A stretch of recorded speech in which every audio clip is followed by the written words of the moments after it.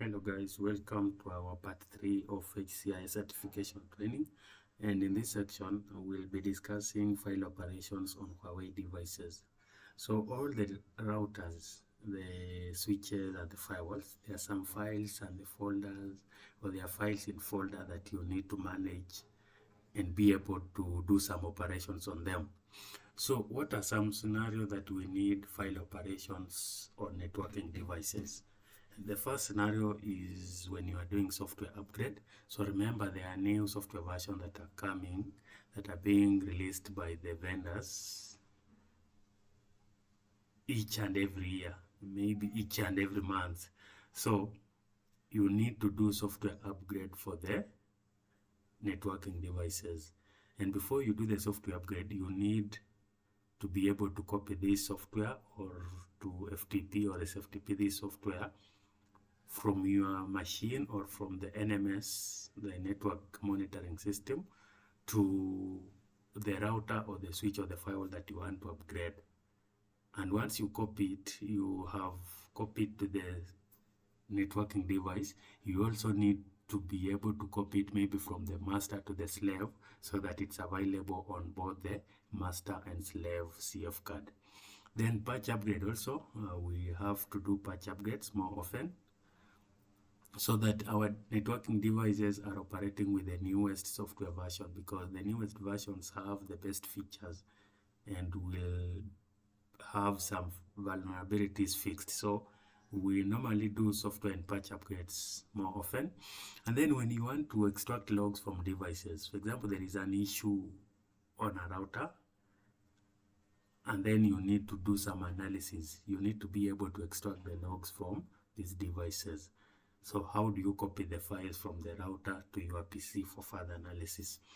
Then when you are taking configuration backups, you also need to be able to do some file operations so that you are able to transfer the file from the router or the switch to your PC or the server that you are storing the logs or the backups on.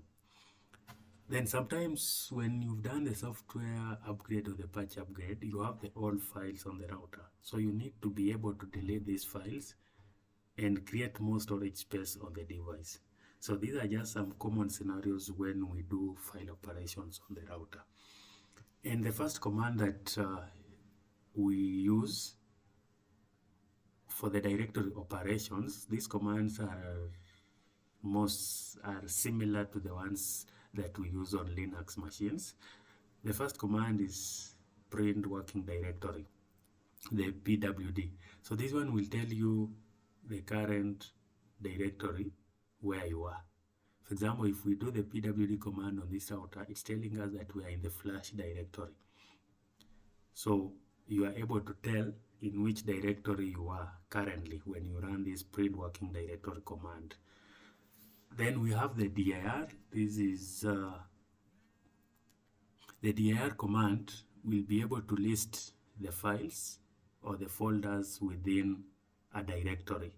So if you do dir, it will tell you that we have these files or folders in this directory, and then you are able to tell which files, even the size, the date this file was created, the date and time, and some attributes, which, for example, you can read, write, you can only write, and the file name. So this one gives you detailed information of which files you have in the directory. Then we have the change directory. When you want to navigate the CLI, maybe you need to move from one directory to another so that you are able to check which files are in that directory, you can use the cd command, change directory command, and you'll be able to navigate from one directory to another directory, from one folder to another folder. So to illustrate this, we can use our lab simulation environment. So on this router, if I do pwd, you can see we are in this flash DHCP directory. So I can go back to the flash directory with this command cd ... And then if I do directory, you can see we have these files available on this router, the files and folders. And even it tells us that you have this amount of space, and this is the amount of space, storage space, that is free. So you can see the file name, the time, the date, the size of the file, the attributes, and then the ID. So you can also do dir in this format, and then you specify the folder. For example, I do dir and then I do source.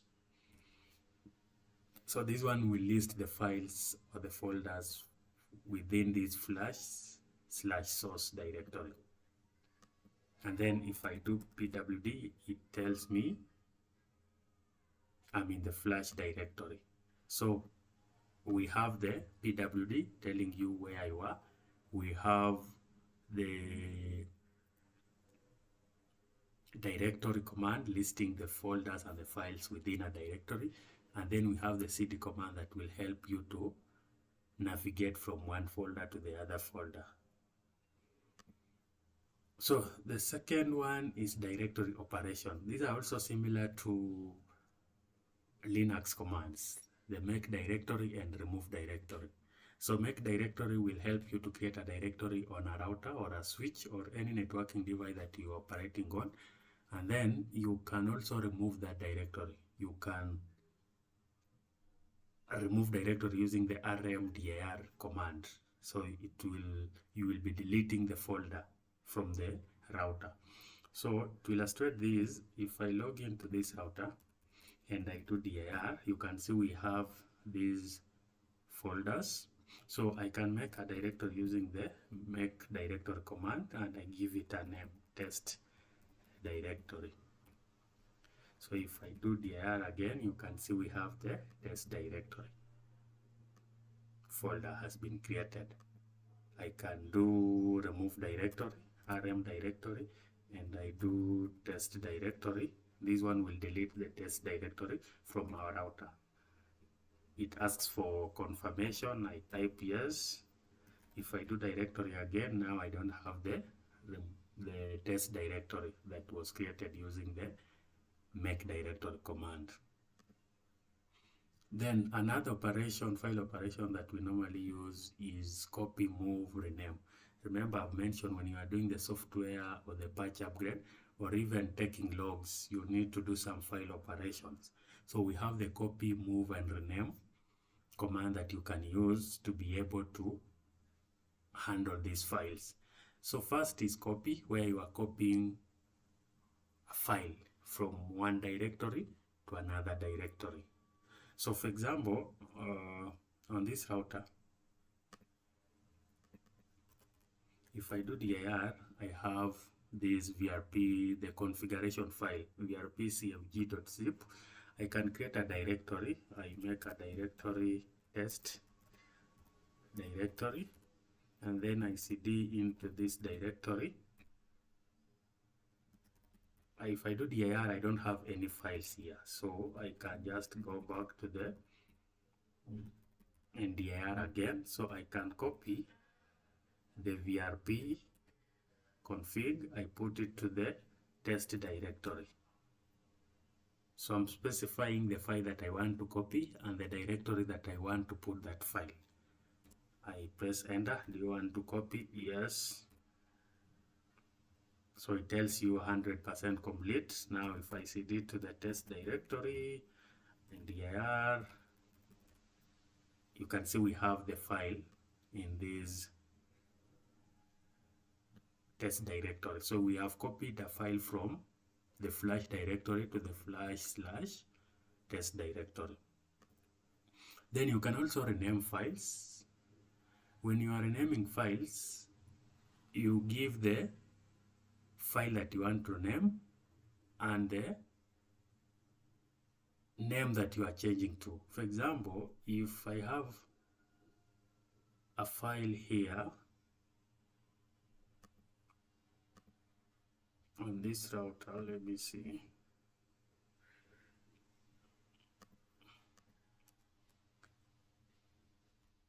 If I go to cd source, cd/source, and I do directory. Let me say, for example, I want to rename the file patch file source to another file name. I can do rename command, and then the string, the file that you want to name. We say the patch file.source.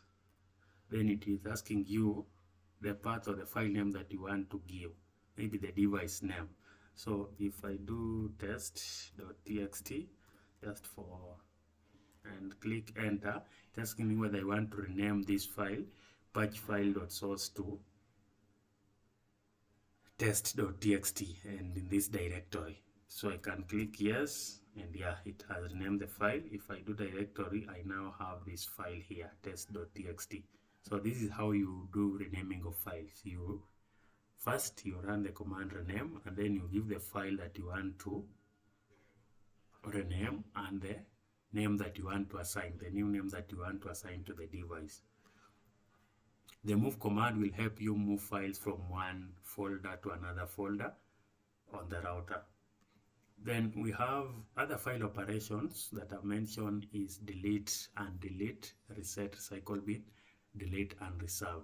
So I've mentioned when you are doing the software upgrade or when the router is having so many log files, sometimes you need to delete this file so that you create space for the new file that you want to need, or sometimes even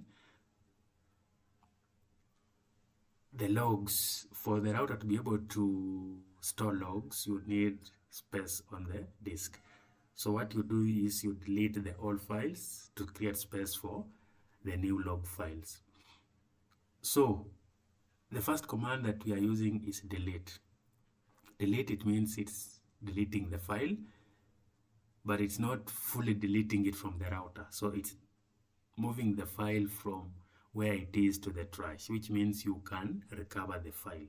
So you run the delete command, you can be able to undelete the file. It's not fully deleted.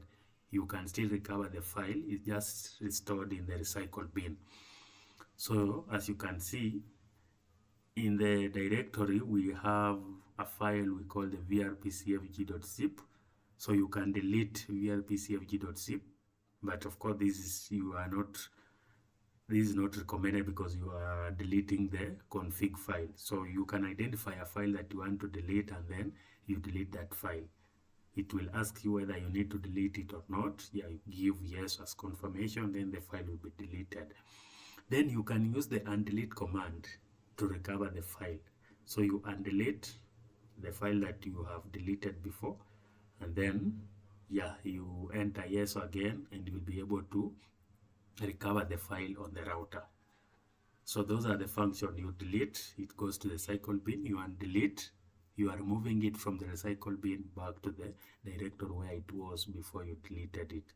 Then reset recycle bin, sometimes as we've mentioned, delete takes the file to the recycle bin. If you don't need these files, you can reset the recycle bin and it will clear all the files. It's the same operation on Windows when you are deleting all the files from the recycle bin. So this one will clear all the files in the recycle bin. And remember, once you do the reset recycle bin, you cannot recover the files. So it fully deletes the files and then you cannot recover it. Then we have delete and reserved. Sometimes when you are deleting, remember we say deleting will move the files from where they are to the recycle bin. Sometimes you don't want that. You are sure this file, I don't want it. Maybe this software version, you've already upgraded the router to the newer version and the patch, so you need to delete the files completely. So you do delete and reserved, and this one will delete the file completely. It will not put the file to the recycle bin. So these are some common commands, delete and delete. We use them very often when we are doing the normal operations and management on the router, especially when we are doing software and patch upgrade and collecting the logs from the router. Then another command that we use is more. So more command will give you the contents of a file. For example, if I run the more private data.txt, I'm able to see the contents of this private data.txt. So it's printing out the contents of that file on the screen for you to be able to read. So these are just some common operation, file operation, directory operation that we normally use on networking devices. I mean networking devices because even on Cisco you will have similar operations. Even on Linux you will have similar operations, and they are similar to each other. There is no big difference on the command that we use on the router, the switches, and the firewall, and even the Linux operating system. So guys, thank you for watching, and please remember to check out other part 1 and part 2 of this series, and stay tuned for more content. And please also remember to subscribe to our channel, as we'll be discussing and posting more content on networking. Thank you.